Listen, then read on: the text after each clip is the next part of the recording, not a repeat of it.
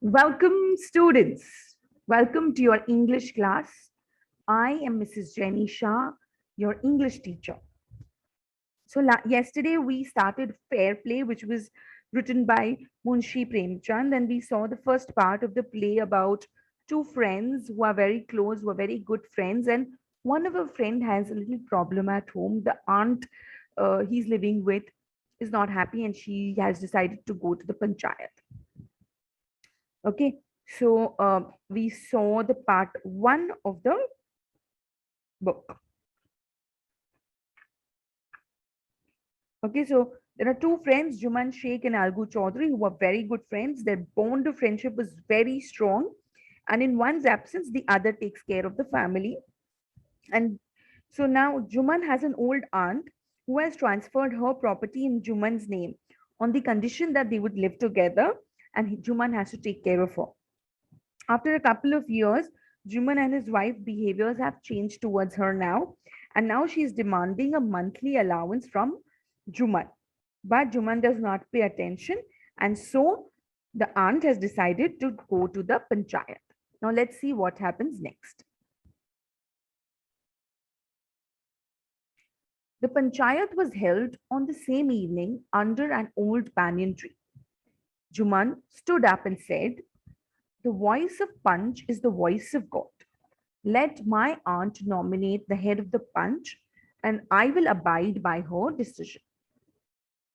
Over here, nominate means you propose or you suggest someone's name for something and you abide and accept it. The Punch knows neither friend nor family.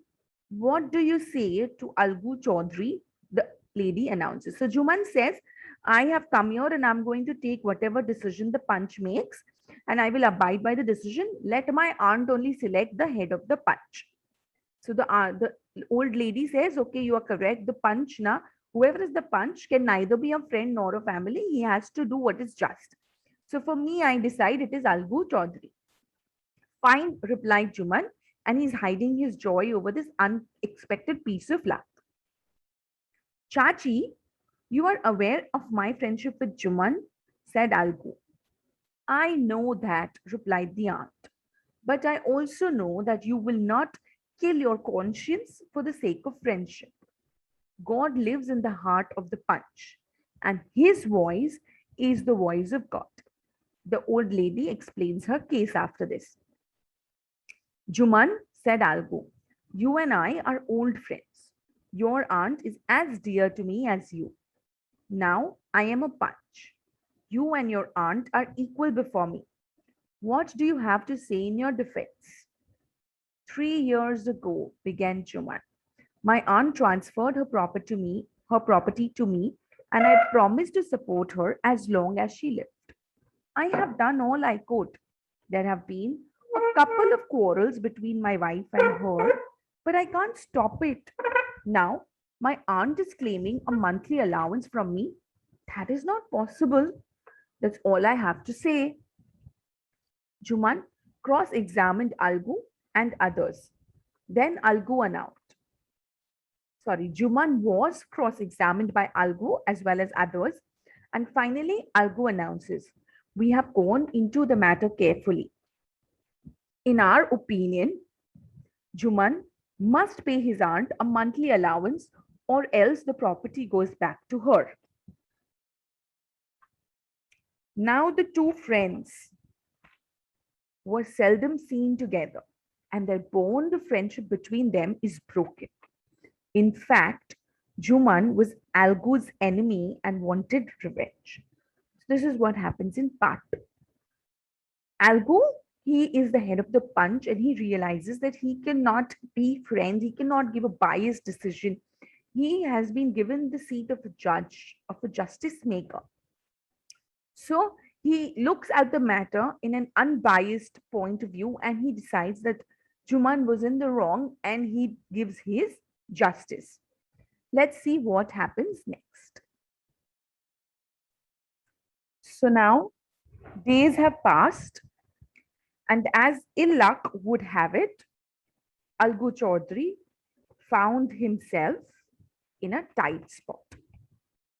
Tight spot means a difficult situation. One of his fine pair of bullocks had died, and he had sold the other to Samju Sahu, who was a cart driver of the village. The understanding was that Sahu would pay the price of the bullock in a month's time, and it so happened that the bullock died within that month. Several months after the bullock's death, Algu reminded Sahu of the money he hadn't yet paid. Sahu got very annoyed. I can't pay you a penny.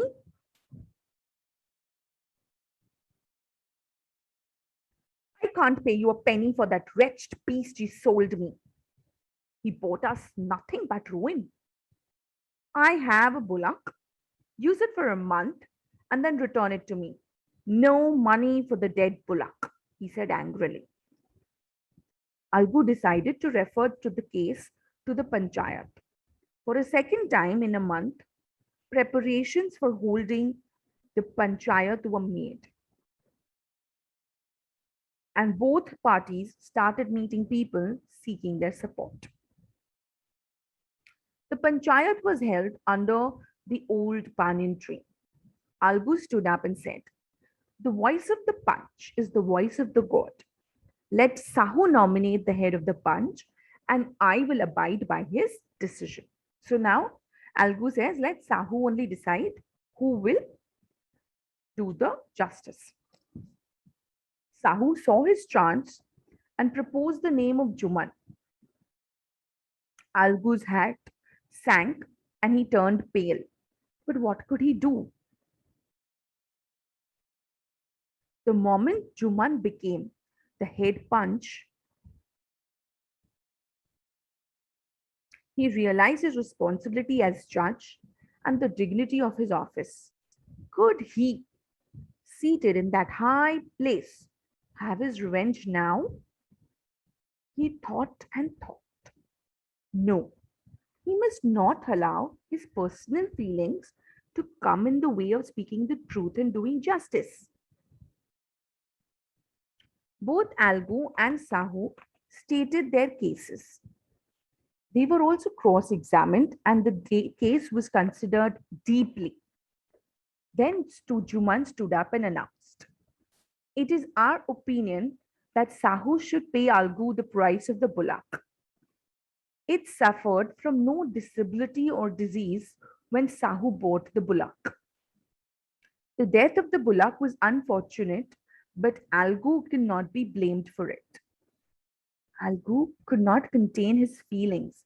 He stood up and said loudly, over and over again, "Victory to the panchayat. This is justice. God lives in the voice of the Panch." Soon after, Juman came to Algu, embraced him, and said, "Since the last panchayat, I had become your enemy.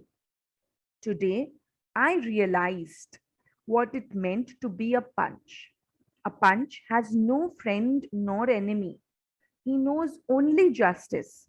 Let no one deviate from the path of justice and truth for friendship or enmity." Algu embraced his friend and wept, and his tears washed away all the dirt of misunderstanding between them. This was written by Munshi Premchand. Okay, so today, students, we have completed our chapter. Tomorrow, we will do the question and answers. Till then, students, stay home and stay safe. Thank you.